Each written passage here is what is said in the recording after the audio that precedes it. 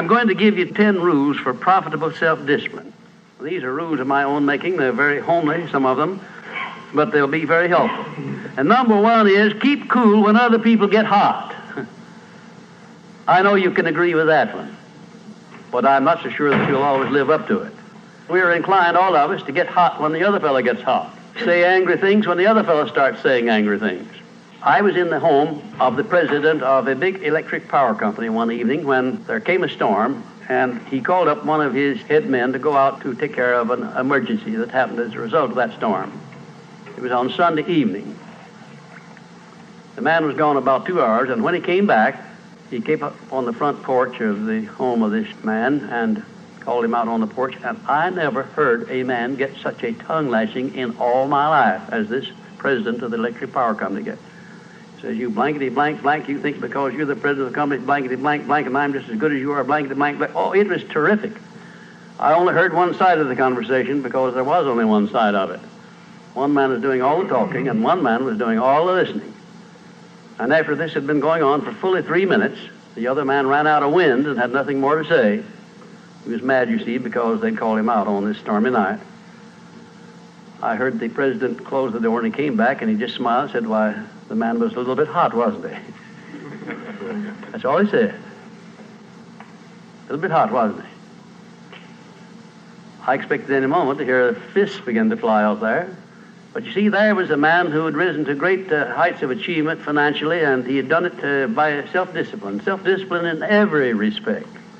And he didn't propose to allow a workman who had been temporarily unbalanced by his anger to throw him off balance and make him stoop to that level. He just didn't propose to have that done. And you'll notice when you get into an argument with anyone, and you're apt to if you don't watch yourself, that if you'll just remain silent while the other fellow's blowing off his top, he finally gets to the point where he's got no more top to blow off. Then if you want to get in a few words of your own, that's a mighty good place to do it.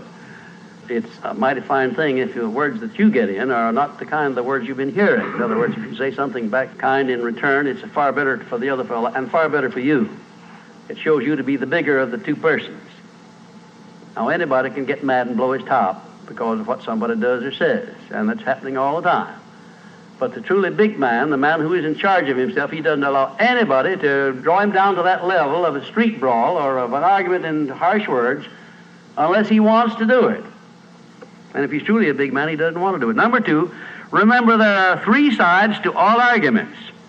We ordinarily think there are 2 sides to all arguments, but they're not, the 3.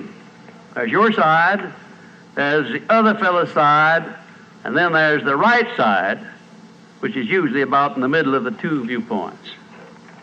Remember that when you get into an argument with the other fellow. Don't assume that he's always at fault. Maybe you're partly at fault too. Maybe neither one is totally at fault. The chances are, in all of the arguments I've ever heard, both parties were partly to blame in one way or another. I have never yet heard an argument where one party entirely was to blame, although I suspect there are such arguments at times. Number 3, never give directives to a subordinate when you're angry.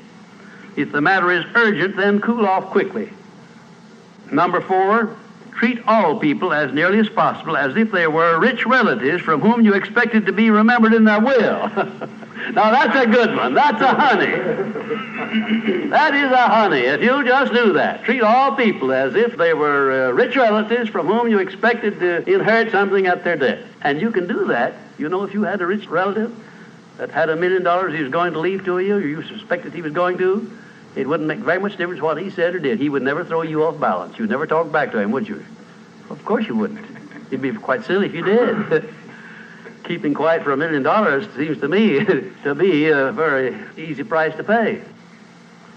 Number 5, look for the seed of an equivalent benefit in every unpleasant circumstance with which you meet, no matter what the unpleasant circumstance is. Make it a point to discipline yourself so that you look for that seed of an equivalent benefit, and you start looking in connection with the circumstance. Don't wait a week or two till you've all worked yourself up about it. Start right in where you stand. It'll lessen the blow. It'll lessen the hurt of the wound, whatever it happens to be, if you start looking for that seed of an equivalent benefit.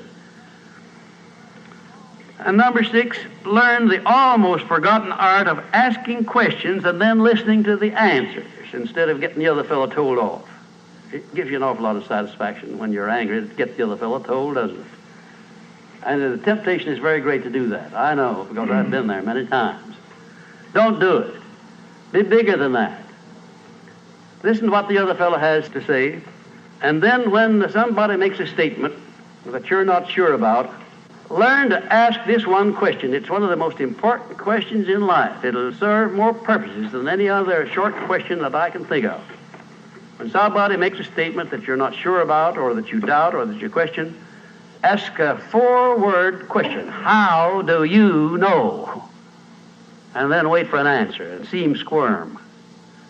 Oftentimes there is no answer. People make wild statements that they can't back up. And instead of getting into an argument and making an incident out of the matter and getting yourself worked up into an argument, let the other fellow stew in his own fat by putting him over the barrel. That question, how do you know? I had a clergyman in my class once who was very, well, I just don't know exactly how to describe him. He was a fanatic, you might say, on the subject of religion. And he was sure that he knew exactly what was going to happen to me after death. He said so in no uncertain terms, not in the class, but in a private conversation. And he raved and ranted for quite a little while about it. And when he got through, I said, how do you know, parson? And that really put him over the barrel. He said, that's the way I feel about it. That's my faith. I said, well, now, having belief and faith is one thing, but having evidence is something else again. How do you know what's going to happen to me after I die? I don't know, and I doubt that you do. How do you know? Well, he never did give me a satisfactory answer. There are a lot of questions that come up in life in connection with which, if you'll ask that one thing, how do you know, you'll find that the other fellow will be off balance, and you don't need to make an incident out of what he says. You don't need to get mad at what he says. 7, never say or do anything which may influence another person without first asking yourself this question: will it benefit him or hurt him? And if it will hurt him, don't do it. Don't say anything or do anything that would hurt another person under any circumstances, no matter how much he may deserve it. Exercise self-discipline. Don't do that, because if you hurt another man, you're going to hurt yourself 10 times as much at least, because that hurt will come back on you. I don't care who you are nor what circumstances you're working under or living under. If you hurt another person, you will be hurt 10 times as much. And if the hurt doesn't come immediately, the rate of interest on that is compound interest on compound interest, and it'll be 100 times as great if you wait long enough. Because everything that you do to or for another person, you do to or for yourself. There is no escape from that. That's just as much a law as the law of gravitation, which everyone understands. You know that if you stepped over the top of this building, no matter what your mind was or what your belief happened to be, if you stepped over the top of this building and violated the law of gravitation, that you'd hit the ground and you'd die in a very few seconds. And this law, which brings you back that which you send out, is just as inevitable, just as inexorable as the law of gravitation or any other of nature's laws. Number 8, learn the difference between friendly analysis and unfriendly criticism. Then decide which you wish to live by in your relations with others. Now, friendly analysis is one thing and is welcomed by most sensible people. I don't object to friendly analysis of anything that I do, even though it's very unfavorable. If it's friendly analysis, I like it, because I can improve by it. But if it's unfriendly criticism, very obviously unfriendly criticism, and not analysis, well, then I resent it. I wouldn't be human if I didn't.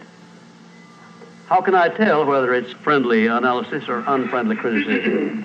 How would you go about telling? There are a lot of ways you can tell. You can tell by your relationship to the person who's making it, whether it's friendly or unfriendly to begin with. If it's an enemy, obviously I discount it right off the bat, because you almost know it's going to be unfriendly criticism. I can tell also by the tone of voice in which he does it, by the manner in which he does it.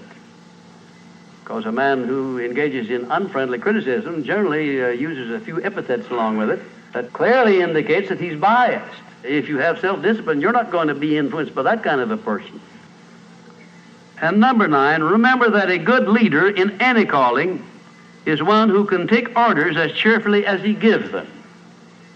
And number 10, last but not least, remember that tolerance in human relations is just as important as tolerance in the operation of mechanics.